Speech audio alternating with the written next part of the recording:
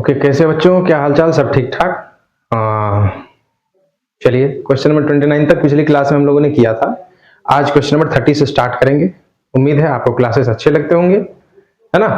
तो चलो फिर क्वेश्चन नंबर 30 से हम लोग स्टार्ट करते हैं। ओके तो देखो क्या है क्वेश्चन नंबर 30 का। भैया चार संख्या है जिनके अनुपात 5:8, 12 और 18 के अनुपात में है। देखिए चार नंबर हमारे पास दे रखे हैं। देखो वो चार नंबर जैसे मान लो n1, n2, n3, n4।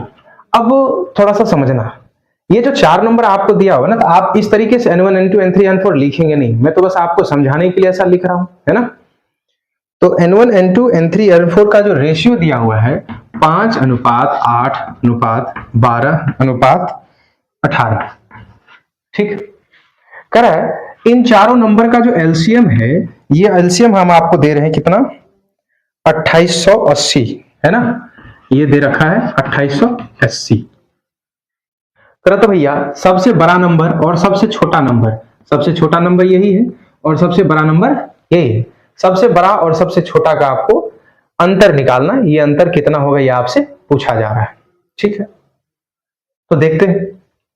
एक बात जरा सोच के देखो, अगर हम तुमसे पूछें ये जो नंबर है, देखना ध्यान से, ये जो नंबर है आप गौर से देखिए, इसका एलसीएम आखिर होगा कितना। सोचो जरा गौर से, इसका एलसीएम आखिर होगा कितना। इसका एलसीएम आप समझ सकते हैं कि इसका एलसीएम 360 है ना। 360 कैसे, 5, 18, 12 और 18। इसका एलसीएम आप देखेंगे 5, 8, 12 और 18 का एलसीएम। तो पहले आप 2 से लगाएंगे, 5 आया, 2 चौका 8, 2 छक्का 12, 2 नमा 18। फिर 2 से लगाएंगे 5, 2 दूना 4, 2 तिया 6 और 9। फिर आप 3 से लगाए, 5, 2, 3 और 3, कितना आ गया, 5 दूना 10, 2 दूना 4, 4 दहे 40, 40 तिया 120, 120 तिया 360। देखो गौर से, मेरे हिसाब से एलसीएम कितना आया, 360 आया।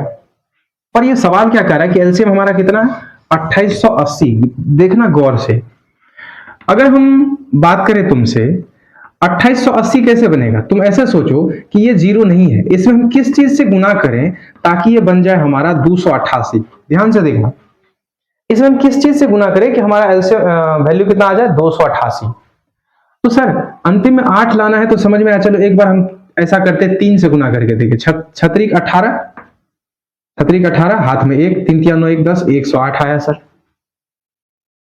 किससे गुना करेंगे, 3 के बाद और किससे करेंगे, 6 में किससे गुना करें कि 8 आएगा। छतरी 18, 6 पंच 30, 6 छाक 36, 6 7 42, 6 8 48, यानी कि 8 से गुना करने पे भी अंतिम में 8 आ रहा है। जरा 8 से गुना करके देखो, 8 छक 48, हाथ में 4, 8 तिया 24, 4 28, अर्थात 36 में हम 8 से गुना करते हैं तो 88, 288 आ रहा है। कहने का मतलब मेरे हिसाब से एलसीएम कितना है, 360, जो किसके बराबर है, 2880 के बराबर है। 0 से 0 कट गया, ये कितना आया हमारा, ये आ गया हमारा 8, है ना। यानी कि 1 का वैल्यू किसके बराबर आ गया, 8 के बराबर आ गया। मेरे से पूछ रहा है एलसीएम सबसे बड़े नंबर और सबसे छोटे नंबर का बीच का कितना अंतर है। तो देखो 18 में से 5 घटेगा तो कितना होगा, 13। 18 में से 5 जाएगा तो कितना होगा, 13 हो जाएगा। इसी 13 का वैल्यू निकालना, हमको मालूम है 1 का वैल्यू कितना है, 8, तो 13 का वैल्यू कितना हो जाएगा, 13 गुना 8, 104। एक तरीका तो ये होगा। देखो जब आप चैप्टर पढ़ लेते हैं और सारी बातें आपको समझ में आ जाती है, फिर तरीका मायने नहीं रखता कि आप कौन सा तरीका यूज कर रहे हो, कुछ भी यूज कर सकते हैं। एक्चुअली में इस तरह का कोरिलेशन हम लोग परसेंटेज से सीखते हैं ना, लेकिन चलो अब यहां सीख रहे हैं, अप्लाई कर सकते हैं, धीरे धीरे सीखेंगे हम लोग। तो एक तो बात ये हो गई कि चलो इस तरीके से सीखना। बाकी अब जो हमारा बेसिक तरीका था, हम लोगों ने सीखा था कि सर 5, 8, 12 और 18, हम जानते हैं कि अगर इसका एलसीएम दिए हैं तो रेशियो दिए हैं, तो किसी न किसी चीज से ये कट रहा होगा, कोई ऐसा कॉमन चीज जो सब में रहा होगा वो कट गया होगा। तो हम मान लेते हैं वो सब में कॉमन चीज जो है वो क्या है, एक्स है, जो कटा होगा। अगर ये एक्स है तो एक्स हमारा बाहर हो गया। एलसीएम 5, 8, 12, 18 का एलसीएम अभी अभी सीखा है, तुम कितना हुआ, 360। इसका वैल्यू कितना दिया हुआ, 2880। तो x का वैल्यू यहां से कितना मिल गया, 8 मिल गया। अभी काट के देखा ना, 2880 को 360 से अगर हम भागा लगाएंगे तो अभी काट के देखिए कितना आया, 8 आया। x का मान 8 हो गया। मेरे से पूछ रहा है सबसे बड़ा संख्या और सबसे छोटा संख्या कितना है, 18 और 5। 18 5 का डिफरेंस कितना आएगा, 13, यानी कि 13x का वैल्यू पूछ रहा है, तो वही हुआ 13 गुना x का वैल्यू 8, 13 8 104। ठीक है, देखो पिछली क्लास के अंदर शायद ये क्वेश्चन हम लोगों ने किया था, और यहां पे जो एलसीएम लिए थे ना, ये एलसीएम हम लोगों ने क्या किया था, किसी एक बच्चे ने भी इसको पकड़ा नहीं। ये एलसीएम में 5 गुना 8 गुना 12 गुना 18, ये सीधा सीधा हम लोगों ने यहाँ पे कर रखा था, जो गलत था। अब क्या है, आपको यही सब चीज थोड़ा सा पकड़ना है। अरे भाई, जब दो नंबर है, दोनों का एचसीएफ हमको मान लो कुछ 3 दिया हुआ है, ठीक दिया है कि कोई दो नंबर है, मान लो n1 और n2 का जो रेशियो है ये दिया है 3:2 मान लेते हैं, तो इस दोनों का एचसीएफ कटा होगा, यानी कि x इंटू 3 गुना 2 लिख दिए, क्योंकि ये दोनों आपस में को प्राइम था, इसीलिए हम लोग सीधा मल्टीप्लाई कर देते। पर क्या ये सारे नंबर आपस में को प्राइम है? नहीं, ये सारे के सारे नंबर आपस में को प्राइम नहीं है। तो जब नहीं है तो फिर हमको उसको इसका एलसीएम लेना पड़ेगा, है ना। तो ये हमारा एलसीएम हो गया। उम्मीद है ये आपको सवाल समझ में आया होगा, तरीका भी समझ में आया होगा। चलते हम लोग अगले सवाल पे। अगला सवाल क्या है, जरा देखिएगा गौर से। क्वेश्चन नंबर 31 करा भैया, दो संख्या जिसका एलसीएम और एचसीएफ क्रमशः 210 और 5 है। कोई बात नहीं, दो संख्या है जिसका एलसीएम भी दिया हुआ है और एचसीएफ भी मेरे पास दे रखा है। एलसीएम है 210 और एचसीएफ का वैल्यू कितना दे रखा है, 5। दो संख्या है, आगे बढ़ते हैं। दोनों संख्या में से एक संख्या 30 है। अब जो भी दो नंबर है, मान लो वो n1 का वैल्यू 30 दे रखा है, तो n2 का वैल्यू मेरे से पूछ रहा है क्या होगा। कोई बात नहीं, अब यहां देखो दो ही नंबर है, तो आपको पता है जो एलसीएम होता है वो क्या होता है, एचसीएफ इंटू ए इंटू बी, जो कि कितना दे रखा है, 210। अब बताओ यहाँ एचसीएफ का वैल्यू 5 है, काटेंगे तो कितना हो जाएगा, 5 चौका 20, 5 गुना 10 42, यानी कि ए और बी, ये जो ए गुना बी है, ये दोनों आपस में कैसा होना चाहिए, को प्राइम। अगर ये को प्राइम है तो पक्की बात है ए 7 रहा होगा, बी 6 रहा होगा। अब तुम्हारे मन में होगा कि ए को ही 6 ले लो, क्या फर्क पड़ता है, तो ए को 6 रखो, बी को 7 रखना पड़ेगा। तो ये 7 और 6, अब अर्थात पहला नंबर की अगर हम बात करें तो कितना हो जाएगा, एचसीएफ 5 और ए का वैल्यू 7, तो 7 5 35। और दूसरा नंबर क्या हो जाएगा, वो तो दिया ही है 30, 5 6 30, तो हमारा दूसरा नंबर क्या मिल गया, 35। अगर एक नंबर 30 है तो दूसरा नंबर क्या हो जाएगा, 35। ये क्वेश्चन नंबर आपका 30 था। अब हम लोग क्वेश्चन नंबर 31 था, 32 की बात करते हैं, समझना। कह वह कौन सी संख्या है जिसे 39, 52 और 60 से विभाजित करने पर क्रमशः 30, 43 और 51 शेष बचे। मतलब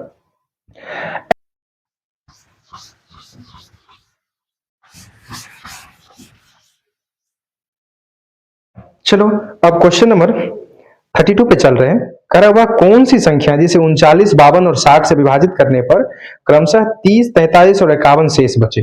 देखो कोई एक नंबर है, इस नंबर को हम किस किस से भागा लगाते हैं, 39 से भी, 52 से भी और 60 से भी।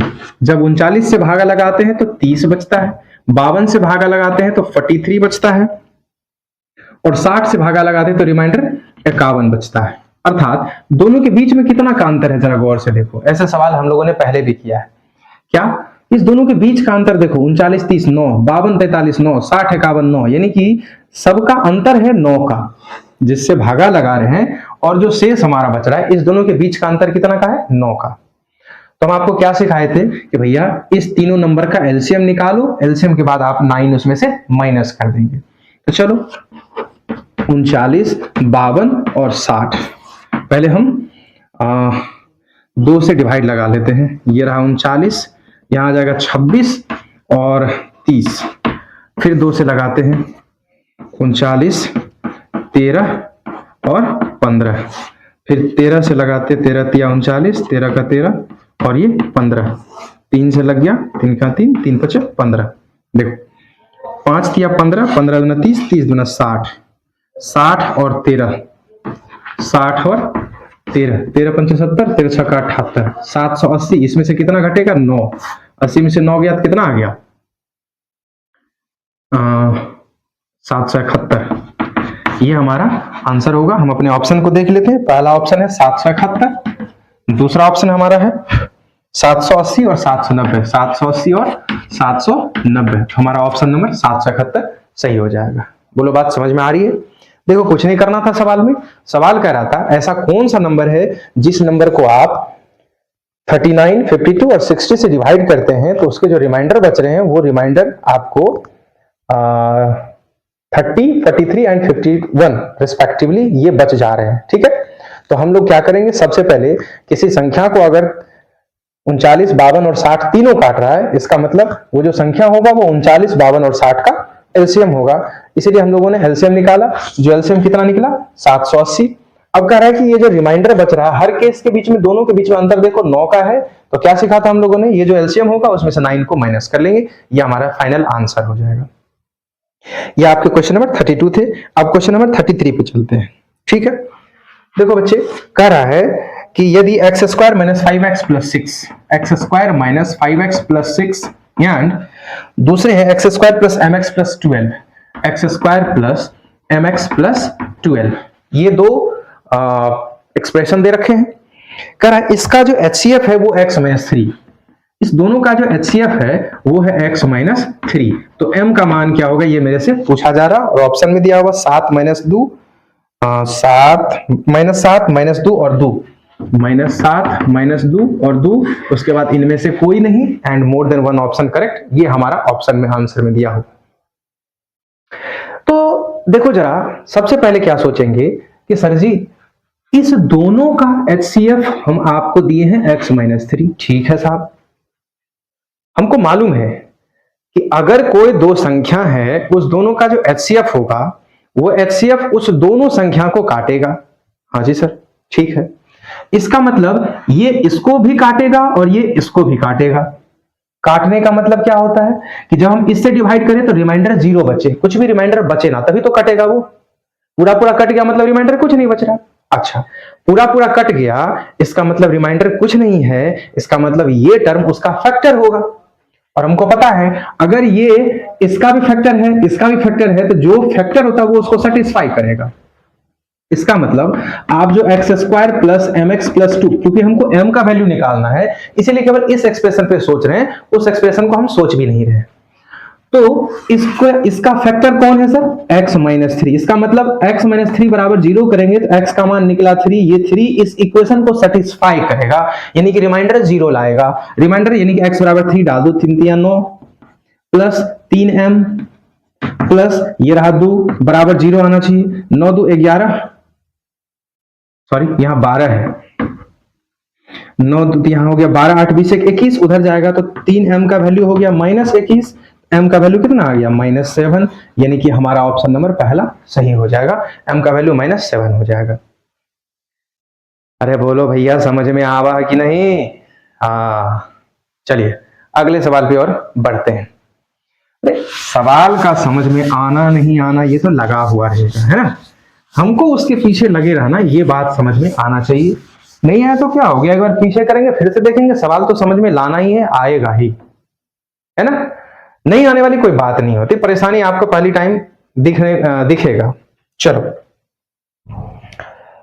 तो ये क्वेश्चन नंबर 33 हो गए। क्वेश्चन नंबर 34 पे आते हैं हम लोग। क्या कह रहा है, 4 अलग अलग संख्याओं का लघुत्तम समापवर्तक 240 है, 4 अलग अलग नंबर है, तो कोई भी नंबर मान लो A B C D, ये 4 नंबर हमारे पास है। इन चारों नंबर का जो एलसीएम है ये कितना है 270, ओके साहब, और उसके HCF 9 है, HCF का वैल्यू कितना है 9 है, ओके सर जी, HCF 9 है, एलसीएम 270 है। अब क्या मेरे से पूछ रहे हैं, तो चारों संख्या का गुणनफल कितना होगा, यानी कि A into B into C into D का वैल्यू क्या होना है ये बताना है आपको, ओके। अब यहां दो बात सीखेंगे, एक तो बेसिक चीज जो हम लोगों ने पहले सीखा है उससे सवाल को सोचने का कोशिश करेंगे, और दूसरा एक नया फार्मूला आपको आज सिखाएंगे, इसको अभी धीरे से याद रखना, ठीक है। देखो पहली बात, जब कभी 4 नंबर हो, 5 नंबर हो, 6 नंबर हो, 10 नंबर हो, इसके प्रोडक्ट आपसे पूछे जाएं और उसके HCF और LCM के बारे में आपके पास इंफॉर्मेशन हो, तो आप क्या करेंगे, एक नियम याद रखेंगे आज से कि भैया मेरे प्रोडक्ट बराबर HCF का पावर संख्या संख्या -1 इंटू एलसीएम। याद रखेंगे क्या, प्रोडक्ट बराबर एचसीएफ का पावर संख्या -1। संख्या इट मीन जितने नंबर ऑफ संख्या होंगे, यहाँ पे 4 संख्या है तो 4 -1, 5 संख्या होता तो 5 -1, 10 संख्या होता तो 10 -1।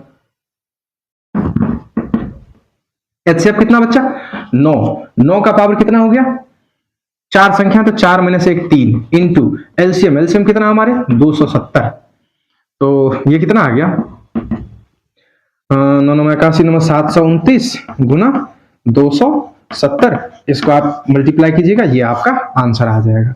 एक तो आज नया चीज सीखने को मिला, ये नया नियम है ना। दूसरा, अगर ये नियम ना याद रहे, ना याद हो हमारे पास, तो क्या ये सवाल नहीं बनेंगे? ऑफ कोर्स बनेंगे, वो भी कम समय में ही बनेंगे। थोड़ा टेक्निक यूज करना होगा, दिमाग लगाना पड़ेगा। फिर भाई एचसीएफ दे रखे हैं 4 नंबर में और एलसीएम भी दे रखे हैं 4 नंबर में, तो हमको मालूम है एचसीएफ चारों में होता है, बाहर किया ए गुना बी गुना सी गुना डी, यही तो एलसीएम होता है।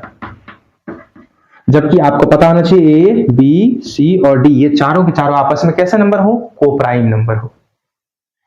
तो सर जी एचसीएफ का वैल्यू हमारे पास कितना 9, 9 से काटा 9 तिया 27, यानी कि चारों को प्राइम नंबर का गुणनफल 30 होना चाहिए। यहां से अब हम एबीसीडी के बाहर वैल्यू को एज्यूम करेंगे, कुछ ऑब्जर्व करने का कोशिश करेंगे। तो मेरे दोस्त अब जरा इस चारों नंबर को हम कोशिश करते तो पहले छोटे नंबर से गुना कोशिश करेंगे। क्यों? क्योंकि देखो चारों को गुना करके 30 ही आया है। अगर बड़े नंबर से ट्राई करेंगे, मान लो 10 12 15 20, 10 12 15 20, ये गुना करके क्या 30 ही आएगा? नहीं, क्योंकि इस चारों का प्रोडक्ट 30 आए हैं, बहुत छोटे से नंबर हैं, तो हम छोटे छोटे नंबर को रख के ट्राई करेंगे। मान लो 1 ले लिया, 2 ले लिया, 3 ले लिया, क्या इसको 4 ले? नहीं लेंगे 4, क्योंकि अगर 4 लेंगे तो बी और डी को प्राइम रहेगा आपस में, नहीं रहेगा। और दूसरा बात, तुम अभी गुना करके भी देखो 30 नहीं पूरेगा, 4 तिया 12 गुना 24, 24 ही रह गया, 30 तो पूरा नहीं। और वैसे भी अगर आप 2 पहले यूज कर चुके हैं तो यहाँ 3 नहीं ले सकते, क्योंकि 3 और 4 सॉरी 4 नहीं ले सकते, क्योंकि 4 और 3 आपस में को प्राइम नहीं होते। तो चलो 5 ले लिया। अब देखो तो 5 तिया 15 गुना 30 पूर गया ना। इसका मतलब ए का मान कितना है 1, बी का मान 2, सी का मान 3 और डी का मान 5। मेरे से पूछ क्या रहा था? प्रोडक्ट का वैल्यू। तो प्रोडक्ट क्या हो जाएगा? अब देखो ए का वैल्यू 1 है, तो संख्या क्या हो जाएगा एचसीएफ इंटू ए, 9a यानी कि 9, पहला संख्या 9 हो गया। अब बी की बात करेंगे तो 9 गुना 2 18 हो गए। सी की बात करेंगे तो 9 गुना 3 27 हो जाएगा। डी की बात करेंगे तो 9 5 45 हो जाएगा। ये सारे नंबर हो गए। अब ये जो नंबर हो गए आप इसको प्रोडक्ट कर देंगे, यही हमारा नंबर प्रोडक्ट हो जाएगा। और ऐसे भी प्रोडक्ट करने के लिए थोड़ा सा ऑप्शन के हिसाब से सोच के देखो, 7 5 35, ठीक। अब देखो 8 5 40, अंतिम में 0, तो अंतिम में 0 ऑप्शन में चूज करना। आप ऑप्शन को जरा देखेंगे, ऑप्शन को जरा देखेंगे तो 0 2 0 0 6 0 5 ए ऑप्शन में दिया हुआ है। फिर दिया 9 1 9 6 8 3 0 270, none of these and more than one option करें। नन ऑफ दीज हमारे पास अंतिम में 0, या तो ये तो होगा नहीं, क्योंकि इतने बड़े बड़े नंबर को गुना करेंगे तो 270 तो आएगा नहीं, उससे बड़ा ही आएगा, मतलब ये खत्म हो गए। या तो आंसर ये होगा या नन ऑफ दीज होगा। तो थोड़ा चेक कर लेंगे और डिजिटल सम के थ्रू आगे बढ़ जाएंगे, देखेंगे क्या आ रहा है ना। तो खैर ये बात हमारा समझाने का था। अब इसके बाद आप ट्राई करेंगे, अपने हिसाब से ब्रेन लगाएंगे तो वो संपत्ति आपकी होगी, वरना ये तो हमारी है ही, है ना। तो आगे बढ़ते हैं। ये क्वेश्चन नंबर हमारा कितना हो गया? ये क्वेश्चन नंबर हो गया बच्चा 34। 35 पे आते हैं। कर है मौसो निकालना, यानी कि एचसीएफ निकालना किसका? 4/25, 8/35 नहीं निकालेंगे, ये तू निकालना। और 22/40 नहीं निकालेंगे, नहीं ही निकालेंगे इसका एचसीएफ। अरे भाई रैशनल नंबर का एचसीएफ कैसे निकालते हो? एचसीएफ पूछा तो ऊपर वाले का एचसीएफ, यानी कि हमसे निकालना एचसीएफ ऑफ 4 8 22, नीचे वाले का एलसीएम 35 40 25 35 और 40 का एलसीएम, जो आएगा वही हमारा आंसर होगा। हम निकालेंगे नहीं इसको, तुम कुछ कर लो, निकालेंगे नहीं, याद रखना। अगला सवाल, क्वेश्चन नंबर 36। Question number 36। आगे बढ़ते हैं। कह रहा 4 अंकों की वो बड़ी से बड़ी संख्या निकालो, 4 अंकों की वो बड़ी से बड़ी संख्या निकालो जिसे 4 अंकों की वो बड़ी से बड़ी संख्या निकालो। थोड़ा बोर्ड मिटाते हैं। 4 अंकों की वो बड़ी से बड़ी संख्या निकालो जिसे 18, 36 अरे तो हो गया। 4 अंकों की वो बड़ी से बड़ी संख्या निकालो जिसे 18, 36 और 48 से भाग देने पर प्रत्येक बार समान शेषफल 8 प्राप्त हो। समझना करा है सॉरी माफ करना भाई। 4 अंकों की बड़ी से बड़ी संख्या, 4 अंकों की बड़ी से बड़ी संख्या जिसको 18, 36 और 48 से भागा दें तो प्रत्येक स्थिति में रिमाइंडर केवल 8 बचना चाहिए और कुछ भी नहीं। यानी कि अगर हम 4 अंकों की वो जो बड़ी से बड़ी संख्या जो निकालना है उसको हम 18 से भाग दे तो भी रिमाइंडर 8 बचे, 36 से भाग दे तो भी रिमाइंडर 8 बचे, 48 से भागा दे तो भी रिमाइंडर 8 ही बचे। ओके ओके, मजा आएगा। सर जी हमको 4 अंकों की बड़ी से बड़ी संख्या चाहिए तो क्या कराएंगे? 999 यही तो 4 अंक की सबसे बड़ी संख्या हो जाती है। क्या ये आंसर हो जाएगा? नहीं नहीं नहीं नहीं, ये आंसर नहीं होगा, क्योंकि इस नंबर में क्या मान 18 से डिवाइड लगे कि ना लगे? वो तो लगेगा नहीं। यानी कि 18 से भाग भी लगना चाहिए, पहली बात तो ये। दूसरी बात रिमाइंडर 8 ही बचना चाहिए। ये दोनों बात समझना है। अब दिमाग का ताला खोलो। 18, 36, 48 ये तीनों से अगर भाग लगेगा तो वो संख्या इस तीनों का या तो एलसीएम होगा या एलसीएम का कोई मल्टीप्लायर होगा। हाँ, 18, 36, 48 का एलसीएम 48 पंच 120 आएगा। क्या 120 आएगा ना? बोलो 144 आएगा। 144 आएगा। 48 या 144, 36 से भी कट रहा, 18 से भी कट रहा। तुम करके देख लेना, आदत हो जाएगी तुम्हारी भी, टेंशन ना लो। 18, 36 और 48 का एलसीएम क्या आ जाएगा? 144। यानी कि वो जो संख्या होगा, पहली बात तो यही सोच लो, क्या ये 144 4 अंकों की बड़ी से बड़ी संख्या? पागल हो गए क्या साहब? ये तो पहली बात 3 अंक की है। अगर 4 अंक की भी होती तो बड़ी से बड़ी संख्या कहां से है? वो तो 999 के आसपास चलेंगे। मतलब वो संख्या 4 अंकों की जो बड़ी से बड़ी संख्या होगी वो किसी न किसी मल्टीप्लायर के फॉर्म में होगा। और साथ ही साथ आपको पता होना चाहिए कि इसमें अगर 144 का कोई मल्टीप्लायर होगा तो वो 18 से भी पूर्ण रूपेण कट जाएगा, 36 से भी पूर्ण रूपेण कट जाएगा, 48 से भी पूर्ण रूपेण कट जाएगा। लेकिन हमको क्या पूर्ण रूपेण कटने वाले नंबर चाहिए? नहीं, रिमाइंडर 8 लगाना है। यानी कि रिमाइंडर का वैल्यू 8 होना चाहिए। यानी कि पूर्ण रूपेण कटने वाले संख्या में 8 जोड़ दिए सर, वही हमारा आंसर आएगा। जरा अपने ऑप्शन को भी देख लेते हैं, क्या ऑप्शन है? 99, 44, 99, 44 एक ऑप्शन ये है। 99, 46, 99, 46 दूसरा ऑप्शन ये है। उसके बाद 99, 64, 99, 64 एक ऑप्शन ये है। इसका मतलब जरा देखो, 99 से 99 100 तक तो हमको पहुंचना है। अब उसके बाद 44, 45 जो भी आना होगा समझते हैं। तो 144 में जरा गौर से देखो, आप 70 से डिवाइड लाएंगे, 14 7 98 और 14 चौका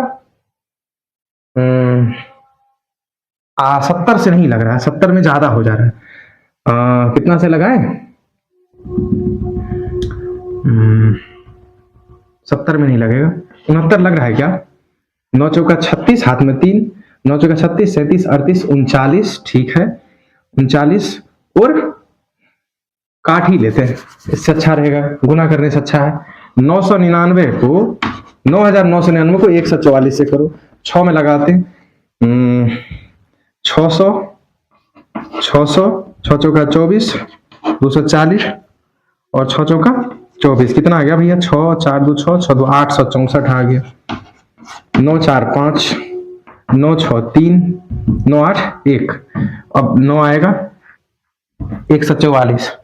9 से कटाओ तो हो गया 900, 9 चौका 36, 360, 9 चौका 36, कितना आ रहा भाई? 6 6 3 9, 9 3 12, 1296, 1296। 9 में से 6 गया 3, 15 में से 9 गया 6, कट गया ये 63 बच रहा है, जबकि हमको 63 नहीं चाहिए, कितना चाहिए? 8।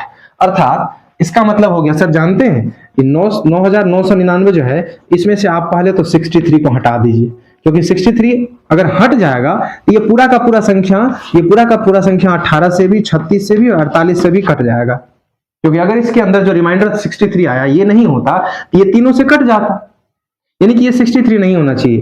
तो होना क्या चाहिए, 8 होना चाहिए, इसलिए 8 हम जोड़ देंगे। अब देखो तो 9 में से 3 गया 6, 8 6 14, अंतिम में 4, या तो ये होगा या ये होगा। आगे बढ़ जाते हैं। 9 में से 3 गया 6, 9 में से 6 गया 3 और इसमें 8 जोड़ो, कितना रहा, 8 6 14, 4 हाथ में 1, 44। ये वाला आंसर हमारा सही है। बात समझ में आ रही है?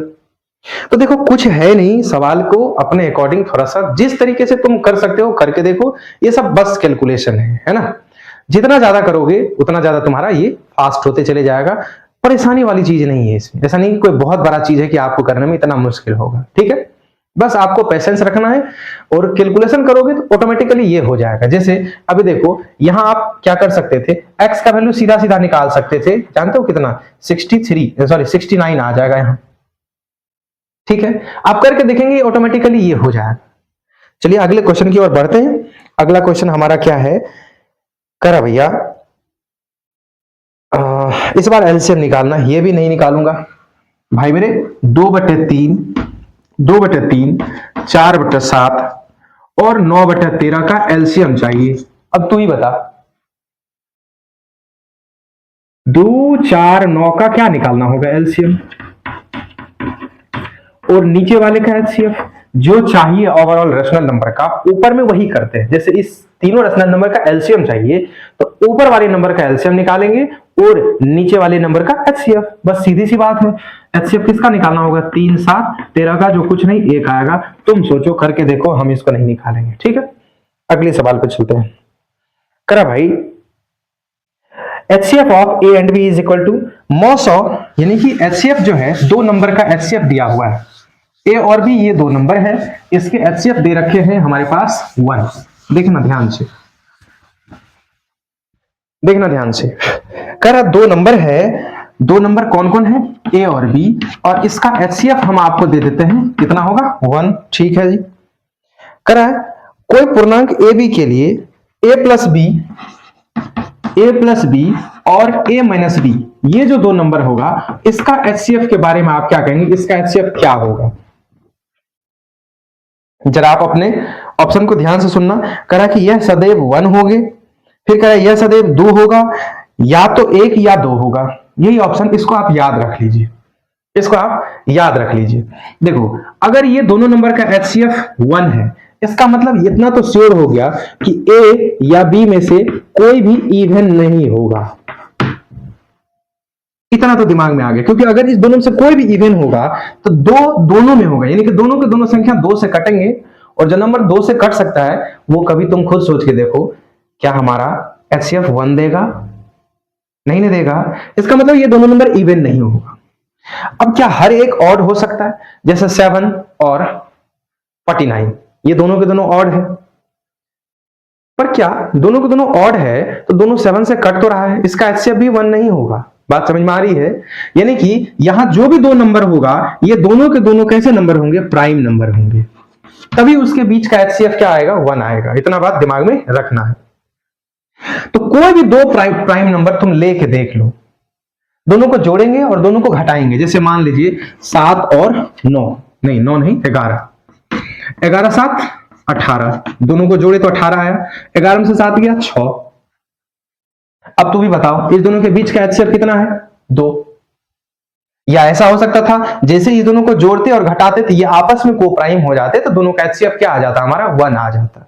मतलब इतनी बात पक्की हो गई कि ऐसे नंबर, कोई भी 2 नंबर जिसका एचसीएफ 1 है तो दोनों को जोड़ो और दोनों को घटाओ, इसके बाद जो नया नंबर ये n1 और n2 मिला, इस दोनों का एचसीएफ या तो 1 होएगा या फिर 2 होएगा। बात समझ में आ रही ना? इसको दिमाग में याद रख लीजिएगा। फिर आगे कह रहे समझना, 2 संख्याओं का गुणनफल 1500 है और उनका मौसो 10 है, तो संभावित युग्मों की संख्या क्या होगी। 2 संख्या का गुणनफल 1500 है, 2 संख्या का प्रोडक्ट अर्थात n1 और n2 का वैल्यू, n1 और इंटू n2 का वैल्यू 1500 दिया हुआ है। ओके सर जी। उनका मौसो 10 है, मौसो 10 है तो कहने का मतलब 10a गुना 10b बराबर 1500 हमको दिया हुआ है। इसका मतलब a गुना b हमारा कितना हो जाएगा, 100 कट गया 15 हो गया। अब तुम सोचो दो ऐसे प्राइम नंबर जिसको गुना करके 15 ला सको, तो 1 गुना 15, एक तो ये आ सकता है, 3 गुना 5 15 यह आ सकता है, और कोई तरीका नहीं है। ऐसे कितने संभावित युग्म हो सकते हैं? ऐसे दो ही युग्म हो सकते हैं, a का मान या तो 1 हो जाए 15 हो जाए, या a b का मान 3 और 5 हो जाए, तभी ऐसा हो सकता है, अदरवाइज नहीं हो सकता। तो आपके ऑप्शन भी है, संभावित युग्मों की संख्या कितनी होगी, 3 4 2, तो हमारा आंसर 2 हो जाएगा। आ रही बात समझिए? चलिए अब क्वेश्चन नंबर 40 पे आते हैं। देखना क्वेश्चन नंबर 40 क्या कह रहा है मेरे से।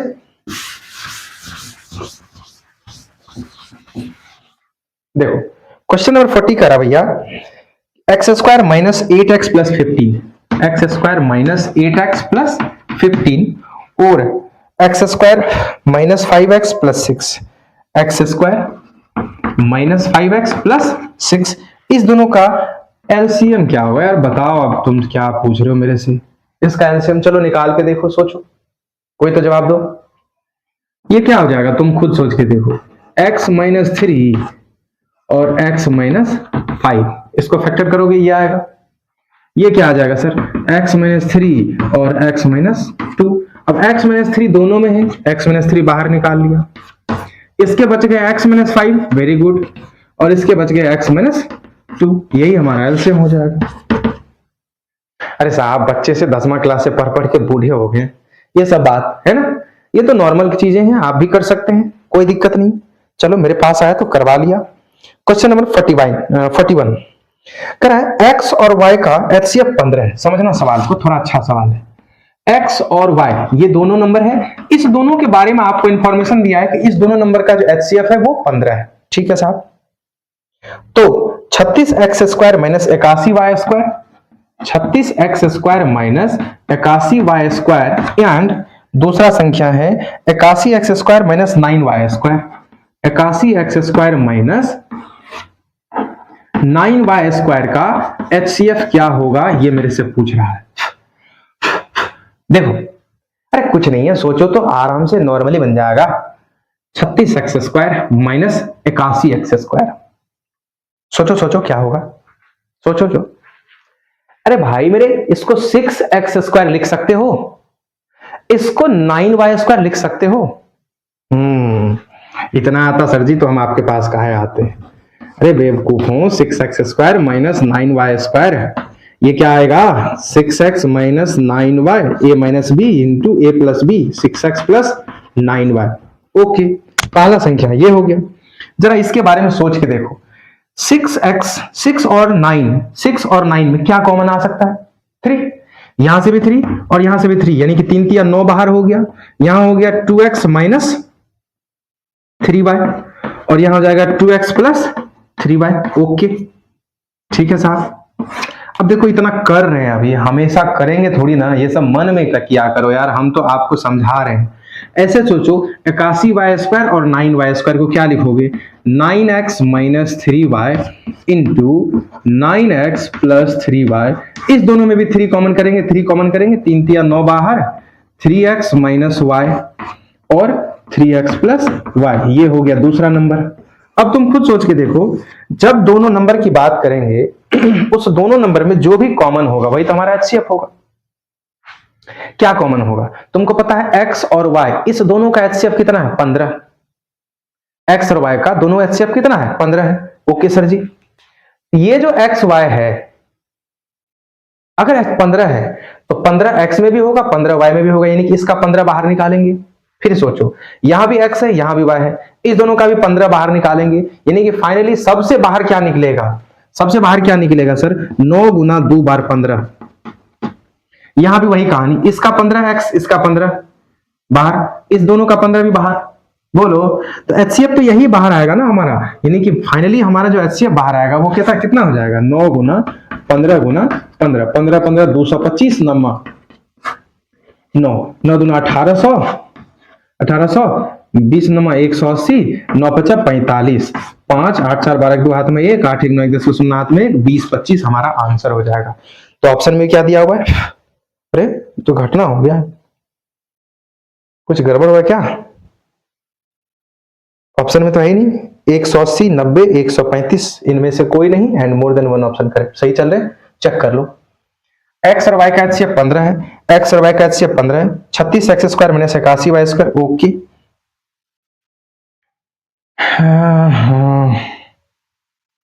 36, 3 यहां से बाहर, 3 यहां से बाहर, 9 आया। एक्स और वाई का 15, एक्स और वाई का 15, ओके। 15 15 15 15 225, 9। जरा इसके आंसर को मैच कर लेते हैं। इसका आंसर कितना भाई?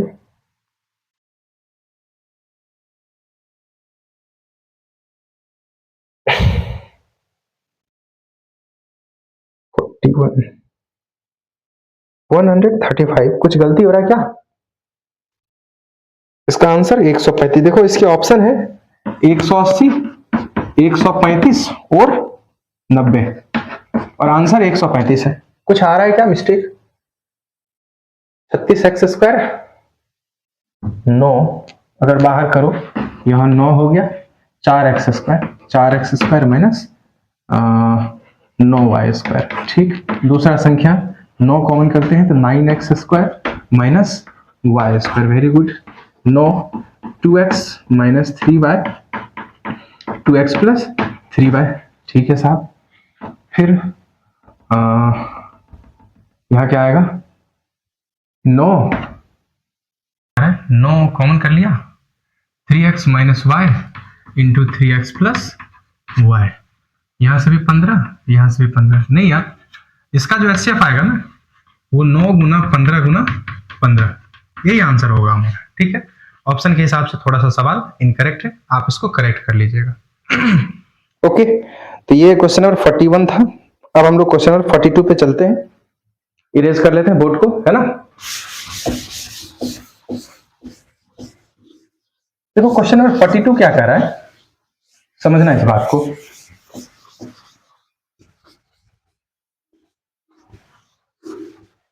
देखो कह रहा है दो संख्या का महत्तम समापवर्तक 11 है। फिर वही कहानी, दो संख्या है जिसका एचसीएफ दिया हुआ हमको 11, ओके। लघुत्तम समापवर्तक 693 है, एलसीएम का वैल्यू 693 दे रखा है। उनमें से एक संख्या 77 है, यानी कि एक संख्या का वैल्यू 77 दिया हुआ है। तो कह रहा है दूसरी संख्या क्या होगा, n2 का वैल्यू क्या होगा, ये आपसे फाइंड आउट करना। n2 क्या होना है, ये आपसे फाइंड आउट करना है, देखना ध्यान से थोड़ा।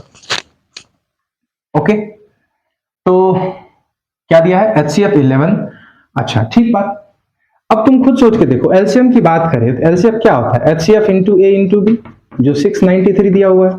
और एचसीएफ का वैल्यू अगर 11 है, 11 66, 11 33, 63, 9 7 63, सही लिख रहे हैं ना। यानी कि एक का वैल्यू 9 या बी का वैल्यू 7। तो एक संख्या हो गया 11 गुना 9 और दूसरा संख्या हो गया 11 गुना 7। हाँ, तो एक संख्या 77 दिया हुआ, दूसरा संख्या क्या हो जाएगा 99। तो आप अपने ऑप्शन को जरा मैच कर लीजिए। ऑप्शन दिया 55 66 99, 55 66 और 99, तो हमारा आंसर क्या हो जाएगा 99। बोलो समझ में आ रही है? ओके बच्चे, क्वेश्चन नंबर 43 पे चलते हैं। हम पढ़ रहे हैं, ध्यान से सुनिएगा। करा दो संख्या का एचसीएफ जो है उसके एलसीएम का 20वां हिस्सा है, ओके। सवाल थोड़ा घुमाया है। एचसीएफ जो है वो एलसीएम का क्या है, 20वां हिस्सा है, ओके सर जी। यदि एक संख्या 96 है, यानी कि पहला संख्या मान लो 96 है, ओके। और लघुत्तम समापवर्तक और महत्तम समापवर्तक के बीच का अंतर 456 है। एलसीएम और एचसीएफ के बीच का आंसर जो है, सॉरी अंतर जो है वो 456 है। तो दूसरी संख्या क्या होगी, ऑप्शन में दे रखा है 72, 144, 120, नन ऑफ दीज, और इनमें से मोर देन वन ऑप्शन करेक्ट। ये आपको ऑप्शन में दिया हुआ है, थोड़ा गौर से देखो। कर भैया एचसीएफ जो है वो एलसीएम का 20वां हिस्सा है। तुम खुद सोच के देखो, यानी कि हम बोल सकते हैं एलसीएम बराबर 20 इंटू एचसीएफ, या तुम ऐसे सोच सकते हो अगर हमारा एलसीएम मान लेते हैं 20 है तो एचसीएफ का वैल्यू क्या हो जाएगा 20/20, यानी कि 1। ऐसा सोचो ना, एलसीएम ये एचसीएफ है और ये एलसीएम है, हम इसको थोड़ी देर के लिए 1 मान लेते हैं। एचसीएफ और एलसीएम के बीच का रेशियो क्या दिया हुआ 1 और 20, तो हम मान लेते हैं एचसीएफ जो है वो 1 है जबकि एक होगा नहीं, मान लेते हैं, और एलसीएम कितना है 20 है। ओके, तो अगर हम मान लेते हैं एचसीएफ हमारा 1 है, एलसीएम हमारा 20 है, तो दोनों के बीच का जो डिफरेंस दिया हुआ 456 दिया हुआ, यानी कि 19 का वैल्यू कितना दिया हुआ 456। 19 से कटेगा क्या, 19 दूना 38, 7, 19 चौका 76, एक का वैल्यू कितना आ गया 24, एक का वैल्यू 24 आ गया, यानी कि एचसीएफ का वैल्यू आ गया हमारा, एचसीएफ का वैल्यू कितना आ गया 24 आ गया। कह रहा एक संख्या और कुछ दिया है क्या, ठीक है, एचसीएफ 24 आ गया, और एलसीएम की बात करें तो एलसीएम कितना आ गया 24 गुना 20। देखो एलसीएम कितना आ गया 24 गुना 20, 20 है ना, तो 20 यानी कि अगर एक को 24 लिख रहे हैं तो 20 को कितना लिखेंगे 20 गुना 24। तो आपको पता ही है एलसीएम क्या होता है, एचसीएफ इंटू ए इंटू बी। ए और बी ऐसे तोड़ना है कि एक संख्या हमको दिया हुआ कितना 96। तुम खुद सोच के देखो, 20 को हम 5 गुना 4 कर लेते हैं तो 24 चौका 96, और दूसरा संख्या क्या हो जाएगा 24 गुना 5, 120, यानी कि हमारा संख्या क्या हो जाएगा 120 हो जाएगा। बोलो समझ में आया या नहीं आया। देखो कुछ नहीं है, बहुत नॉर्मल सा सवाल है, कोई बड़ी बात नहीं है। सवाल इतना ही बोला कि एलसीएम और एचसीएफ के बीच का अंतर हमारा 456 है, जबकि एलसीएम अगर हम मान ले 20 तो एचसीएफ क्या हो जाएगा 1। दोनों के बीच का अंतर यानी कि 19 का वैल्यू दिया हुआ है हमको 456, तो एक का वैल्यू निकल गया 24। अब चूंकि हमको पता है एलसीएम 20 है, एक का वैल्यू अगर 24 है तो एक में 24 से गुना करेंगे तभी तो 24 आएगा।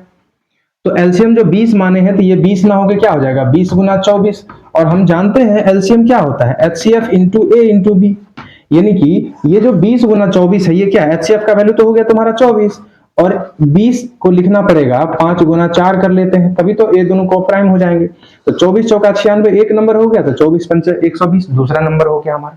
बात समझ में आ रही है। चलिए ये क्वेश्चन नंबर 43। अब हम बात कर लेते हैं क्वेश्चन नंबर 44 को। उससे पहले थोड़ा बोर्ड साफ कर लें।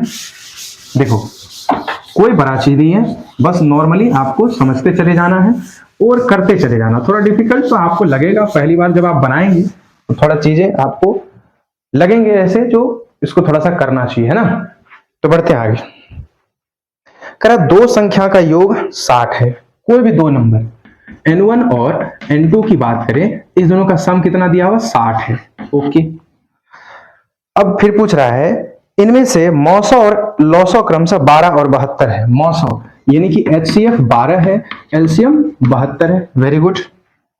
फिर कह रहा है दोनों संख्या का व्युत्क्रम का योग कितना होगा, यानी कि हमसे पूछ रहा है 1/n1 प्लस 1/n2 का वैल्यू क्या होगा, जबकि ऑप्शन में आपको दे रखे हैं 1/5, 5/6, 1/5, 5/6, 5/72, नन ऑफ दीज, और इनमें से ज्यादा ऑप्शन करेक्ट है, ये हमारा ऑप्शन दिया हुआ है।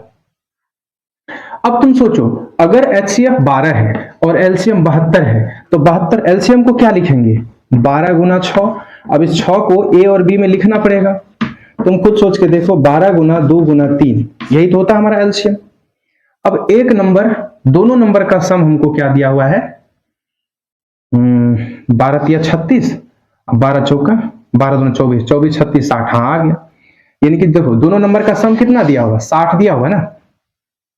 तो आप समझ लीजिए एक नंबर हो गया 12 तिया 36 और एक नंबर हो गया 12 दूना 24। तो 1/36 और 1/24 कितना हो गया 36 दूना 72, नीचे 72, ऊपर 24 तिया 72, 5/72 मेरे से आंसर हो जाएगा। ये हमारा ऑप्शन हो जाएगा, है ना।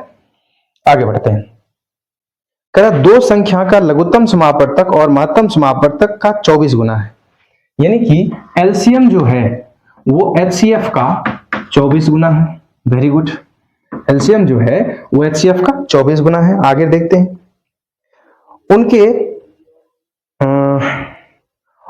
उनमें महत्तम समापवर्तक और लघुत्तम समापवर्तक का सम 750 है।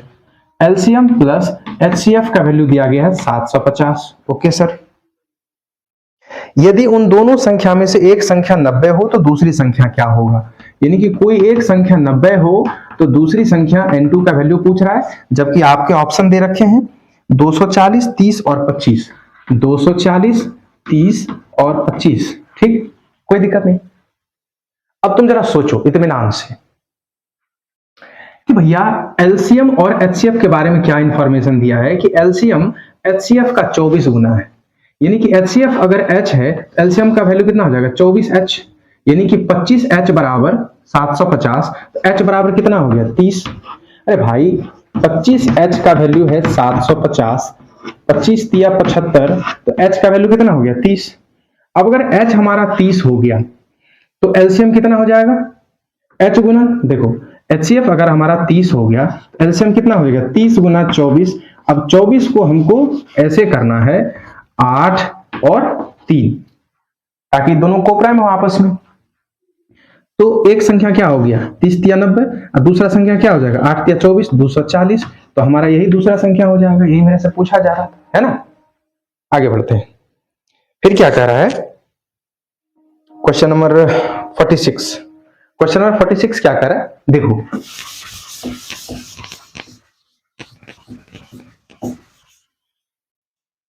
क्वेश्चन नंबर 46 क्या कर रहा है मेरे भाई, कह रहा दो संख्या का एचसीएफ और एलसीएम का अनुपात, एचसीएफ और एलसीएम का अनुपात 1:30 दिया हुआ है, तथा एचसीएफ और एलसीएम के बीच का अंतर 493 है। एचसीएफ और एलसीएम के बीच का अंतर 493 है। अब तुम्हारे बीच एक बात होगा कि सर एचसीएफ और एलसीएम के बीच का अंतर दिया तो आप H माइनस एल क्यों नहीं लिखी। अरे भाई कॉमन सेंस की बात है, एलसीएम तो हमेशा एचसीएफ के बराबर या उससे बड़ा होगा, तो हो गया ना एलसीएम के बराबर बड़ा हो गया इससे। एलसीएम माइनस एचसीएफ की बात करें 493 दिया हुआ है। आगे क्या बोल रहा है, तो लघुत्तम समापवर्तक और महत्तम समापवर्तक का गुणनफल ज्ञात कीजिए। एलसीएम इंटू एचसीएफ का वैल्यू पूछ रहा है मेरे से। एक बात बताओ, हम थोड़ी देर के लिए अगर मान भी ले कि एचसीएफ 1 ही है, एलसीएफ 30 ही है, तो दोनों के बीच का अंतर मेरे हिसाब से कितना आना चाहिए 29, 30 माइनस 1 29, जबकि 29 ना होके वो किसके बराबर है 493 के बराबर है, हो गया। तो एक का वैल्यू कितना हो गया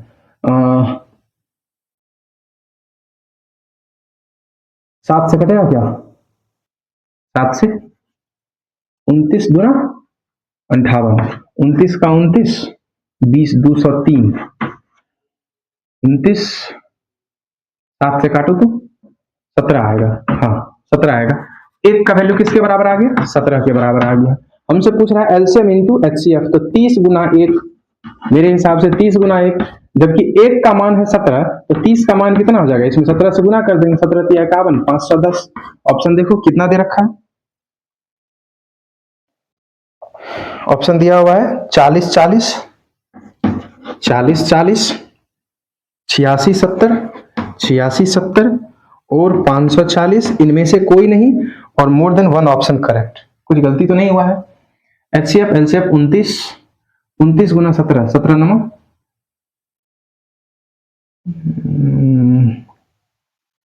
हाँ एक का वैल्यू 17 सही है, एक का वैल्यू 17। हमसे किसका वैल्यू पूछ रहा है प्रोडक्ट का, एलसीएम इंटू 30, 30 गुना 17, 17 तिया का, हाँ सही है मेरा आंसर, चेक कर लो एकदम सही है कैलकुलेशन, कोई दिक्कत वाली बात है, यानी कि इनमें से कोई ऑप्शन आपका सही नहीं है। आगे बढ़ते हैं, कर है दो धनात्मक पूर्णांकों का लघुत्तम समापवर्तक बड़ी संख्या के 3 गुने के बराबर है। दो धनात्मक संख्या है, कोई भी नंबर मान लो a और b है, इस दोनों में a को मान लेते हैं थोड़ी देर के लिए बड़ा। कर है दो धनात्मक पूर्णांकों का एलसीएम जो है बड़ी संख्या के 3 गुने के बराबर है। इसका एलसीएम जो होगा वो इसके 3 गुने के बराबर है, बड़ी संख्या के 3 गुने के बराबर है, 3a के बराबर है। ओके आगे बढ़ते हैं, छोटी संख्या और दोनों संख्या के महत्तम समापवर्तक का अंतर 6 है।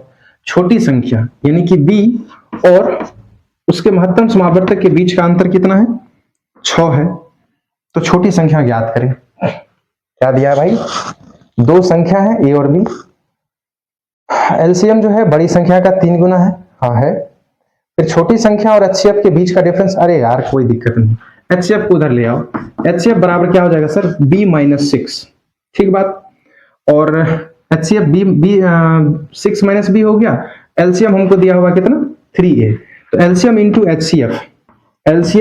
एचसीएफ बराबर प्रोडक्ट ऑफ द नंबर यानी कि a इंटू b। एलसीएम का वैल्यू कितना है साहब 3a, और इसकी बात कर लेते, कितना आ गया 6 माइनस बी बराबर ए इंटू बी। तो ए से ए मर गया, 6 18 माइनस 3b बराबर b।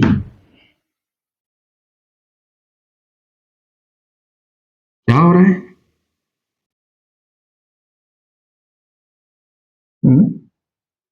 बी तो कट ही नहीं रहा, कुछ मिस्टेक हो रहा है क्या? चेक करो। दो नंबर है ए और बी, दोनों का एलसीएम दिया हुआ बड़ी संख्या का 3 गुना। फिर उसके बाद कह रहा है छोटी संख्या माइनस एचसीएफ बराबर 6। तो एचसीएफ, अबे यार एचसीएफ बराबर क्या हो जाएगा, b माइनस 6 होगा ना, ध्यान दिया करो यार, b माइनस 6 हो जाएगा। तो यहाँ कितना हो गया, यहाँ हो गया तुम्हारा 3b माइनस 18 बराबर b। 18 उधर गया, b इधर आया, 2b का वैल्यू कितना हो गया 18, तो b का वैल्यू कितना हो गया 9। क्या पूछ रहा था मेरे से, क्या पूछ रहा था हमारा, तो छोटी संख्या यही पूछ रहा था, b का वैल्यू 9। ऑप्शन है हमारा 5 8 7 इनमें से कोई नहीं, 5 5 8 7 इनमें से कोई नहीं, none of these, more than one option correct, none of these हमारा आंसर सही हो जाएगा। ठीक है, आगे बढ़ते हैं। फिर कह रहा है देखो, कह रहा है दो सम संख्या का महत्तम समापवर्तक कम से कम क्या होना चाहिए। दो सम संख्या का महत्तम समापवर्तक, इनमें से कहने वाली कौन सी बात है, कम से कम क्या हो सकता है, दो।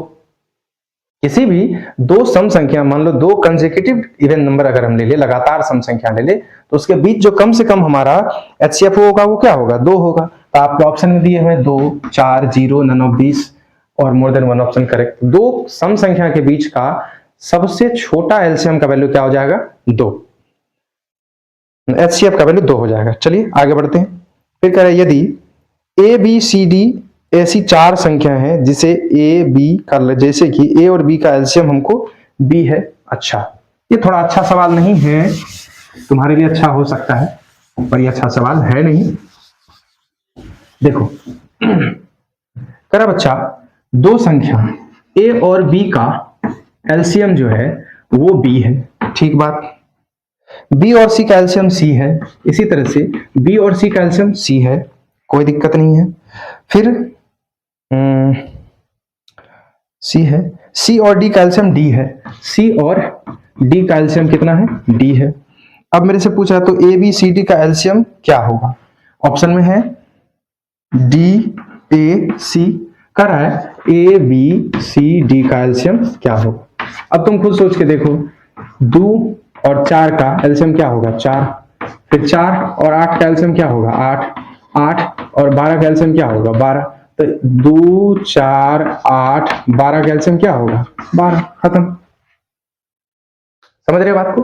ओके, तो सबसे बड़ी बात, इस दोनों का एलसीएम हो गया 12। अब इस दोनों में इस दोनों का एलसीएम हो गया सी, और इस दोनों में इस दोनों का एलसीएम हो गया डी। तो फिर सबसे बड़ा नंबर कौन है, डी, यही सबका एलसीएम हो जाएगा ओवरऑल। तो हमारा आंसर क्या हो जाएगा, डी हो जाएगा। तो हम समझते हैं आपको सारी बातें समझ में आई होगी, है ना। आई होप आपको मजा आया होगा, समझ में आया होगा। और आज हमारा एलसीएम एचसीएफ का क्लास यहाँ एंड होता है, बेसिक क्लास। अब जो क्लास आएगी उसमें आपको प्रैक्टिस सेशन लगाए जाएंगे, यानी कि जिसमें आप केवल प्रैक्टिस करवाया जाएगा मिसलेनियस टाइप का, यानी कि सारे तरह के सवालों को, ठीक है, जो आपके बीपीएससी के लिए बहुत ही यूजफुल होंगे। तो उम्मीद है आप मेहनत करेंगे, इन सारे क्लास को आप अच्छे से करेंगे, और जैसे आप अच्छे से कर लेंगे तो फिर हम जब देखेंगे अपने प्रैक्टिस सीरीज के अंदर, उसमें हम अलग अलग तरीके को भी इस्तेमाल करेंगे, जहां आपका अगर इतना दिमाग का विकास हो चुका होगा तो वो सारी बातें आपको क्लियरली समझ में आएंगी। ठीक है, अब हमारा तो नेक्स्ट चैप्टर स्टार्ट होने वाला है, वो पॉलिनोमियल, खास करके उसमें क्वाड्रेटिक क्यूबिक सब के बारे में पढ़ेंगे, कुछ लीनियर इक्वेशन के बारे में भी हम लोग पढ़ेंगे, और उम्मीद है आपको अच्छा लगेगा और आप उन चीजों को सही से समझ पाएंगे। तो ठीक है, आप क्लास में बने रहें और लगातार प्रैक्टिस करते रहें। तो चलिए फिर मिलते हैं हम लोग अगले क्लास में, तब तक के लिए आप अपना ख्याल रखें, पढ़ाई करते रहें, और फिर गुड बाय।